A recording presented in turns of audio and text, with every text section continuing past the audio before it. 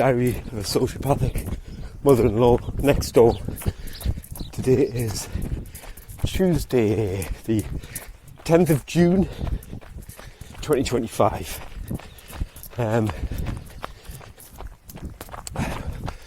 We were up to, in the backstory, we were up to the turn of the year 2025.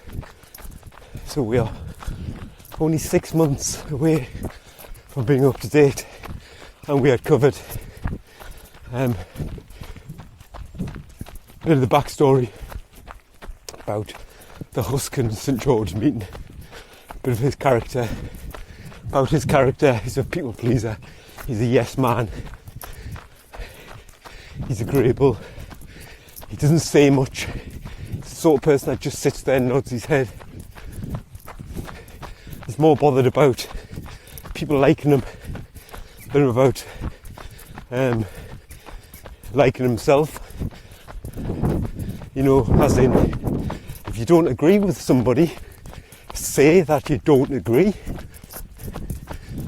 rather than just keeping your mouth zipped for fear of somebody not liking you, or fear of having some sort of confrontation. Fear-based way of living, mindset, and all you're doing is you're just betraying yourself. You have no loyalty to yourself. It creates self-loathing, or it probably already is self-loathing, and that's the symptom. The Husk is the same. She'll just agree with people for brownie points, you know, out in the sort of world. And then what they do is, these people, a pair of them, when they're in the safety of their own home, in the safety of their own little family circle or whatever, all they do is whinge about people that they don't agree with, but they haven't got the bottle to disagree with them to their face. And that's how you know, these sort of fake people, because they're completely different behind closed doors to what they are out there. And I don't mean speak your mind at all costs, regardless of, hurting people and saying things which are spiteful or nasty. I don't mean that. I just mean, if you disagree with somebody, tell them you disagree. So that's the two of them.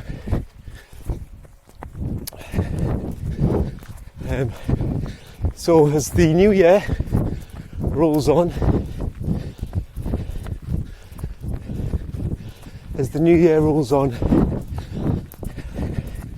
I'm just, me and the beacon are just getting a little bit, it's just becoming a little bit niggly. The fact that he's just always there, every single time you look out your back window, he's just there, walking up and down the driveway, accessing stepdad's property,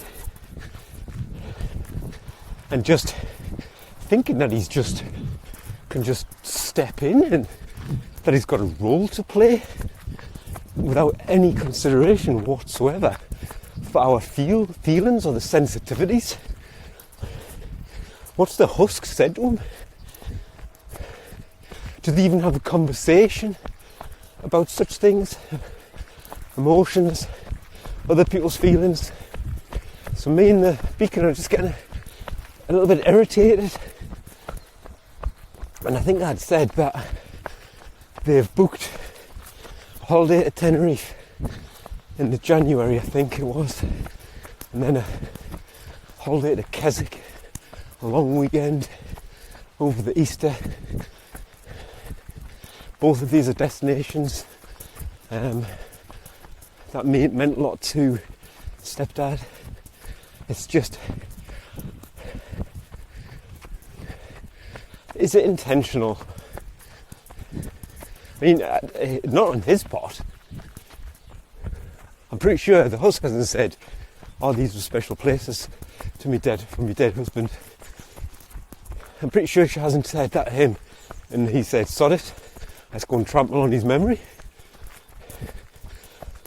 I'm pretty sure she's just said nothing. She just doesn't care. She doesn't care. She doesn't care about him. She doesn't care about Beacon. She doesn't care about roadkill. She doesn't care about her granddaughter. She doesn't care about him. St. George. She doesn't care about herself. Nobody with any self-respect behaves like this. So,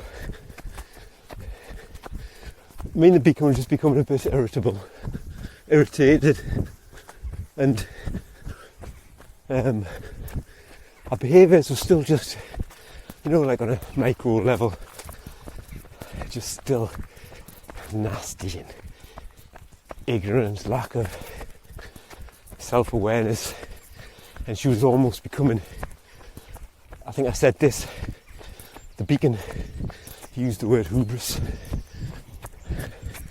I don't think it's that. It's a word that correctly describes the behaviours, but I don't think that's what's at the core. She just feels safe. She's got a white knight, and she's just going to be as nasty as she wants to anybody. Remember, when these people feel safe, they're a completely different person. It's when the nastiness can come out. So, the build up to this Tenerife holiday,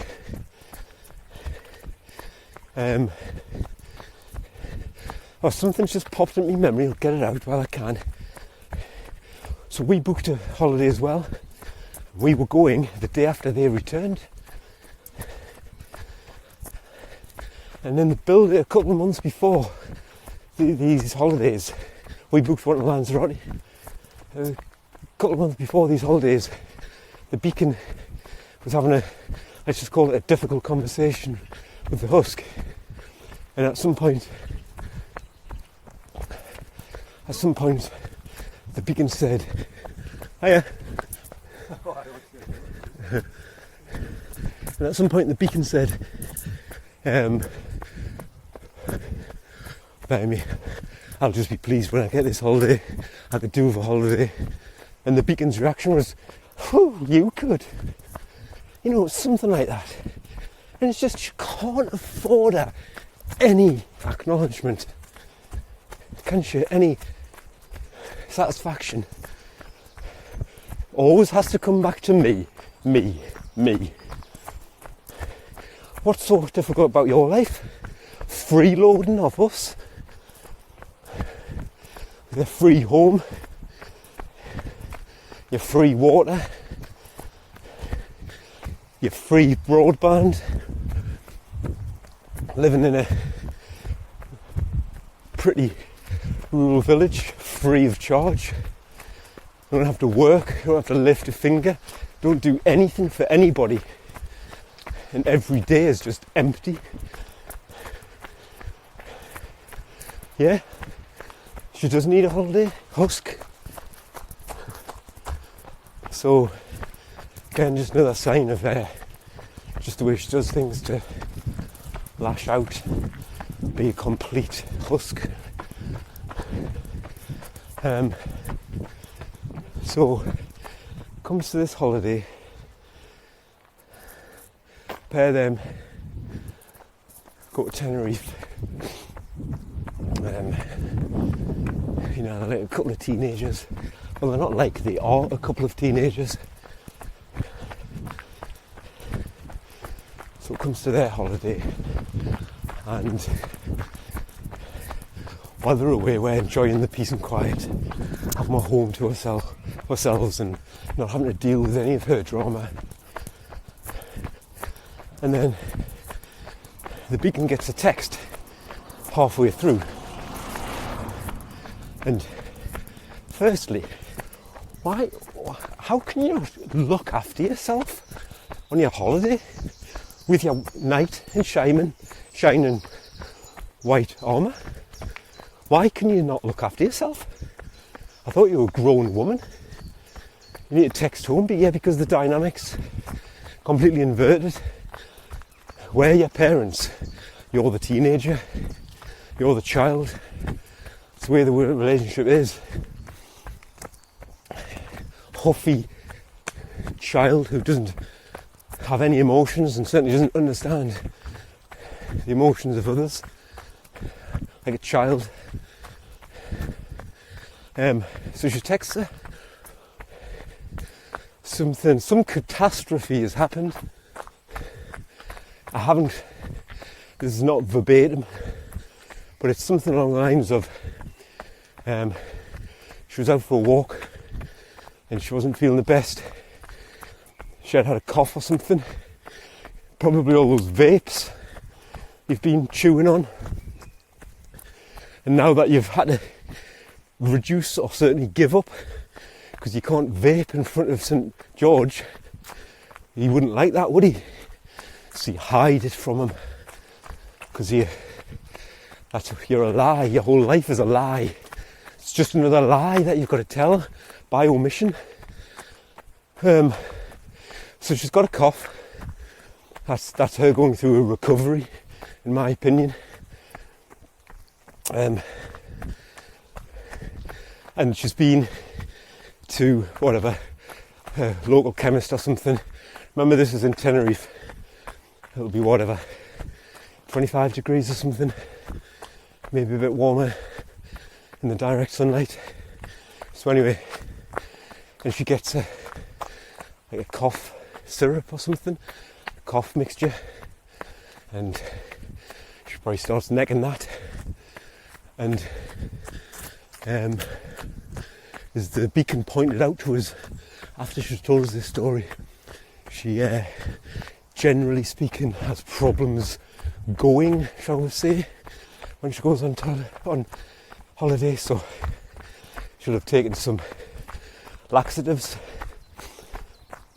and then the heat, and then is she eating properly to replace all of the extra calories that she's burning, and being dehydrated, and all the rest of it. So anyway, she's had this catastrophe where she's been walking along the street with St. George and she literally shits her pants. Don't know how else to put it. And it dribbles down her leg and she's mortified.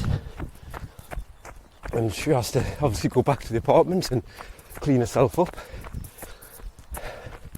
But I mean, she doesn't know why it's happened. She's just telling the story. She's just telling Beacon, I've had a catastrophe and I've pooed myself. It ran down my leg. Jill, I'm sorry, Beacon, I'm so mortified. I mean, what do you want the Beacon? What do you want her to do?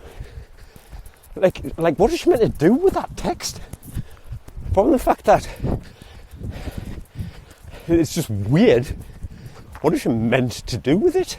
And what she's meant to do is laugh at you and then ridicule you for the rest of your life for shitting yourself on holiday. That's what she's meant to do. But no, she doesn't. She tries to give you sympathy. It'll be all right, you'll understand. And then the Beacon has to slowly prize out the information to try and come to a conclusion of why this has happened, along the lines of, what I've already explained as the likely causes of her not being able to control her own feces. It's like, it's hard work and it's just like weird. Why can you not work this out yourself? Why can you not look after yourself? You've got your man. Get over it, man. Get over it. Blimey. And the more, so she's getting loads of attention. That's the only thing I could think of. Like, why is she doing this to the Beacon? Getting loads of attention. But the funny thing was, the more Beacon reassured her and give her reassuring words and empathy, the more that she just went, no, you don't understand, Beacon. You don't understand. It's like, wow. She actually got like angry with it over text.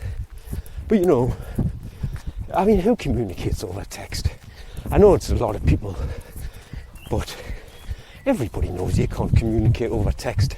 But anyway, and I just say at the beginning, just tell her where to go, man. Honestly. So you can see that this is just getting... Who cares anymore? So just stop beacon. Save your energy for people who love you.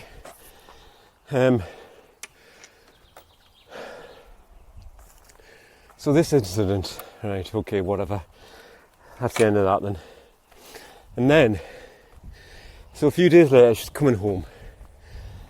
Now, she's one of these people that you always insist, text us when you're there, text us when you arrive, text us when you land. No. I'm nearly 50 years old. It's not because she's concerned. It's control, so that the moment you arrive, the first thing you think about is her. That's it. It's no more complicated than that. And then if you don't, she's peed off with you. Peed off that you weren't thinking about her above your holiday. Pathetic. You know, I'll say it. You know I'm safe because you've got no news. Remember that old chestnut? No news is good news. Get used to it, man. Pathetic. Anyway, she's coming home, but she never reciprocates. She never says, she never texts you when she lands. Well, because you haven't asked her to. But wouldn't you thought somebody would practice what they preach? But no, it's just a test. They've never asked us to text when I land. They've never asked us to text when I arrive because they don't care about my safety. You can't win. I don't want you to text us when you arrive. I don't want you to text us when you land. And whatever the consequences of that mindset, me having that mindset, whatever the consequences are, so be it. Because there is nothing wrong with that mindset. Only a paranoid child, insecure baby brain would have a problem with somebody having that mindset. And now, I'm starting to get to the crux of it at this time in my life. So, she's on her way home from Tenerife, and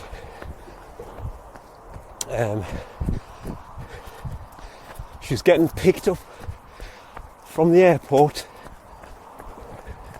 from St. George's son. So St. George's son lives it's only about 10 minutes away. He's picked them up from the airport, dropping them off home, and then it's 10 minutes for him to go home. So when the Husk lands, so literally the plane has just touched down, it's still, just moving. It's still moving on the runway to the gate. The Husk texts her two daughters, Roadkill and Beacon. And this is in a group. It's in a group that the three of them are in on WhatsApp. So she sends one text into that group. Landed. Safe. Right? Now, bear in mind, it's round about 9 o'clock on the night before we're going away early for our flight. So at 9 o'clock, we've got nothing to do here in terms of responsibilities towards the Husk. She's got a lift, job done. So the Beacon sees that, and we get on with whatever it is that we're doing, packing, preparing, getting tea ready, dealing with a teenage daughter, whatever. Life. We've been to work. We actually work, remember, Husk? So at 9 o'clock, that's all the beacon wants to know, right? She's landed, right, brilliant. And the phone just gets tossed to one side. Because the beacon, like me, we don't have our phones glued to our hands. Not like the Husk, who expects answers on demand. Replies. Yeah, on demand, that's the right phrase.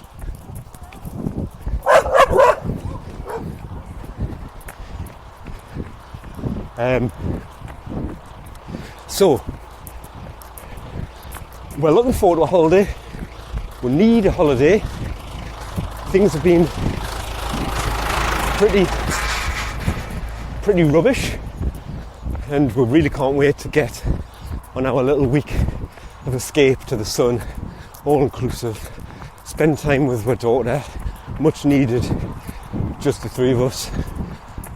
You know, absolutely can't wait for this holiday. So that was at about 9 o'clock. At about 10 to 10, 50 minutes later, the beacon happens to look at her phone, and the Husk has messaged again, but she did it like 15 minutes, 10-15 minutes after she texts the group of both daughters. So about 15 minutes after that, which the beacon hasn't seen till now, saying, "Beacon, I need to go to hospital." That's it. And the beacon is, what? What's going on? So how can she be fine 10 minutes ago, 15 minutes ago? But then she separately texts the beacon, so that's separate. Just the beacon gets that message. I need to go to hospital. So the beacon hasn't picked this message up until, 35 minutes later. She's obviously texted this group when the plane's landed, and you can turn your phones back on. Just landed safely. That's the generic response. But then she texts beacon 15 minutes later, which is clearly when she's getting into the terminal building. I would strongly suggest it's when she's getting into the terminal building, and now she needs to go to hospital. But you see, notice how the roadkill is completely oblivious. Roadkill doesn't get this treatment. She's tucked up in bed. She likes her early nights. It's like, no, it's us that have to put up with this crap. So, obviously the first question is, well, obviously what's wrong? But then, I need you to take us to hospital. Well, she doesn't need roadkill to take her to hospital. Roadkill can get to the airport as quick as the beacon can. Why can't she? Why can't you just text it to the group and say, I need one of you to take us to hospital? No, it has to be beacon, doesn't it? The next question is, why can't St. George's son take you? You're with St. George. You're getting into a car which belongs to his son. Why can't he take you to hospital? I mean, because what? Because you don't want to put him out. Because it's not an emergency. But no, it has to be an emergency for the beacon though, doesn't it?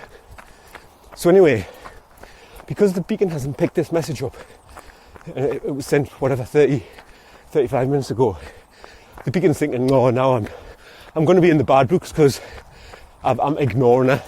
I'm ignoring her distress call. And now she's actually arrived home. By the time the beacon picks up this message, the light is on in the lair. So what does she do? She drops everything and goes over. Of course she does. It's her mother. She thinks she needs to go to hospital. Of course she's going to drop everything and go over. But you see how sick this is. On the day before, the eve of we have to be up early. We haven't got everything packed and ready yet. And you're just messing, playing around, mind games. And you're not making sensible decisions. If you're genuinely something wrong with you, then make sensible decisions, or get your white knight to help you make those 2 years. And you can't make a rational decision about this.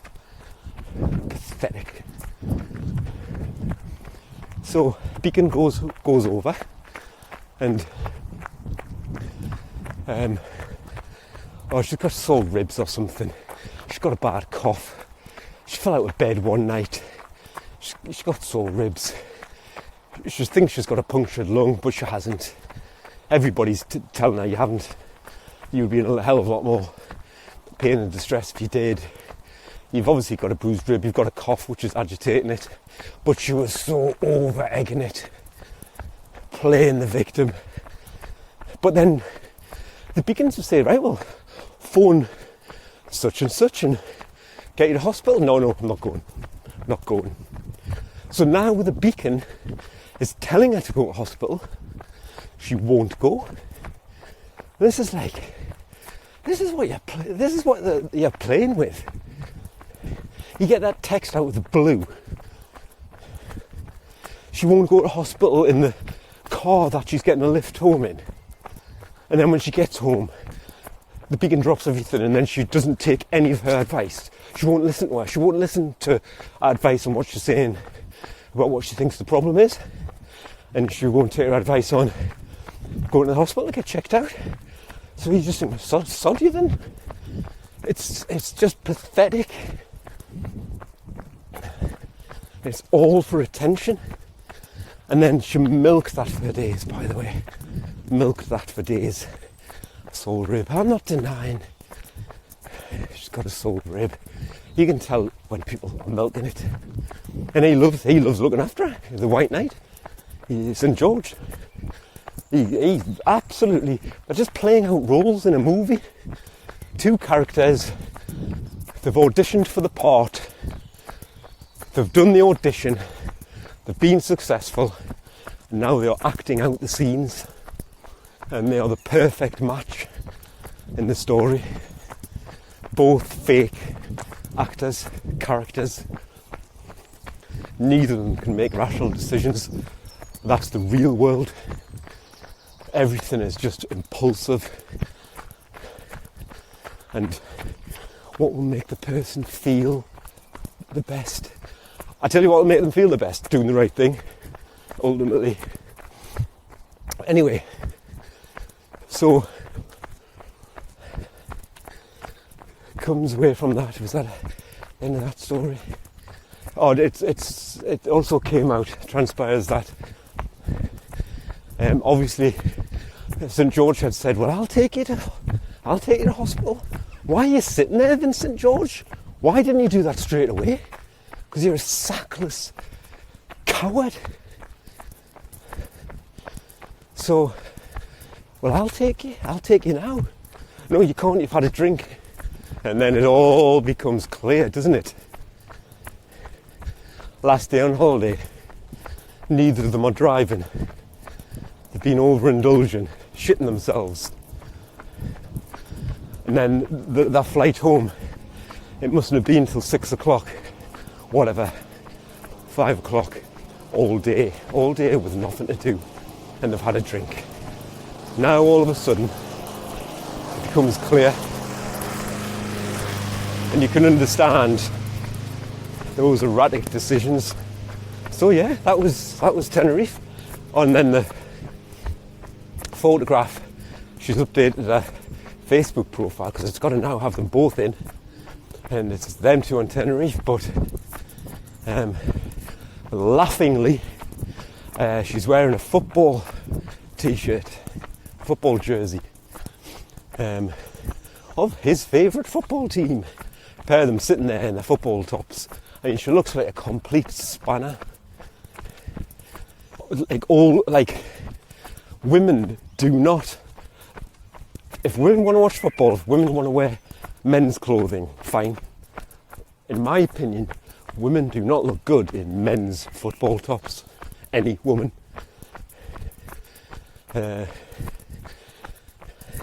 Especially 73-year-old women who don't even like football, don't know the first thing about it, don't know diddly squat about football, but they're sitting there in their matching football jerseys. It's just, like, to me, it's just pathetic. Oh, will you wear this for us? Well, she wouldn't be seen dead in a football top if her dead husband had have asked her to wear one. She would have, used it as a dishcloth. It's pathetic. Absolutely pathetic. You do not want to be wearing that. But you can't say no. I know what the Beacon would say to me if I said, will you wear a football top tonight? Which I wouldn't anyway, because I can't stand the sport.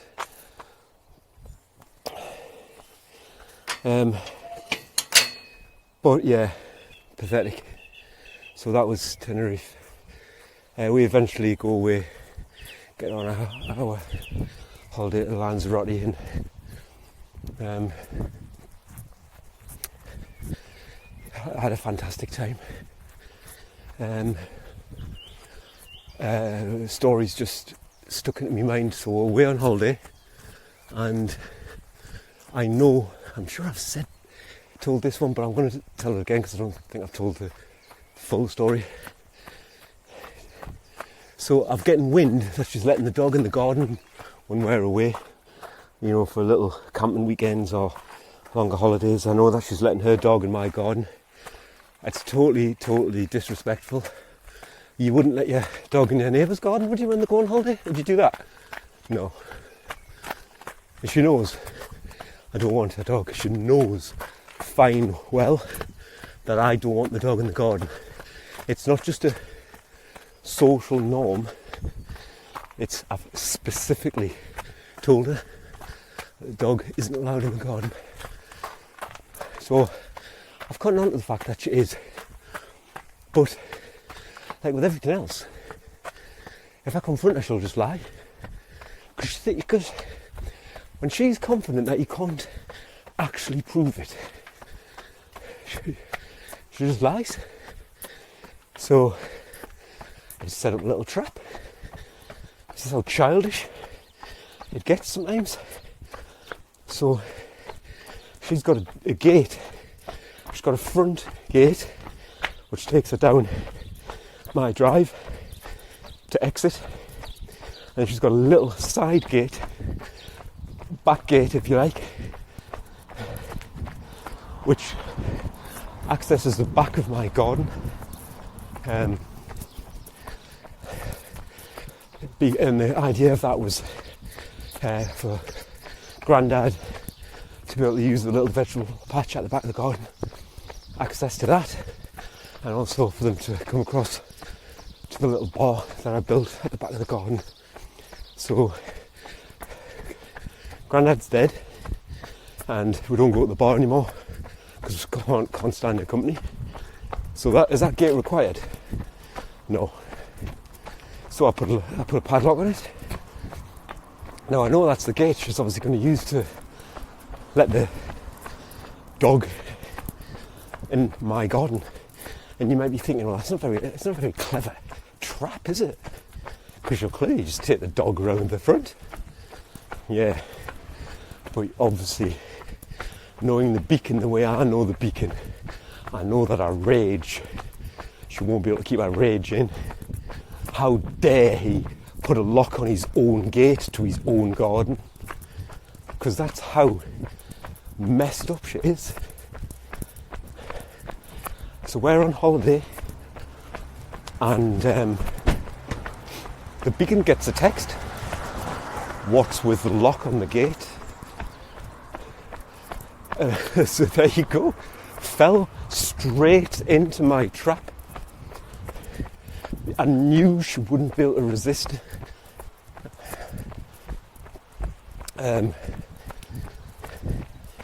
She's got no reason to be in that gate. So I confronted her eventually to stop you letting the dog in, and she admitted, because otherwise, you know, it was the way she reacted. Nobody would react like that if it was just a question, just an observation. So she admitted, and then she tried to worm her way out that I said she was welcome in my garden. Well, yeah, I used to say things like that. You know, if it's a nice day and you want to go and sit in one of the sunnier bits of my garden, help yourself. Yeah, that's, you know, that was a privilege that I used to have. But at no point have I ever said, take your dog. She's so black and white. She's so literal thinking. When I say, you know, you consider me garden, enjoy the sunshine, she just assumes that makes take the dog, even though I say to her, the dog's not allowed in. Even though if ever the dog is trying to get through the gate, she openly says to the dog, no, you're not allowed in there. She knows the dog's not allowed in. So anyway, but the point of this, so she's got no respect. She lies to you. And her impulse is what led her to send that text. I knew that her impulse, her emotions would get the better of her. Well, not emotions, they're triggers. She doesn't understand what they are. It's just rage. I knew that would get the better of her, so my trap worked. But obviously there's several points to this. But one of the main points is we're enjoying ourselves on holiday, relaxing, getting away from the pressures of life in the world, and all she's thinking about is herself. And she'll just send that text without any consideration for how it's going to make you feel, or that it might spoil your holiday. Oh well, is your day spoilt, Husk?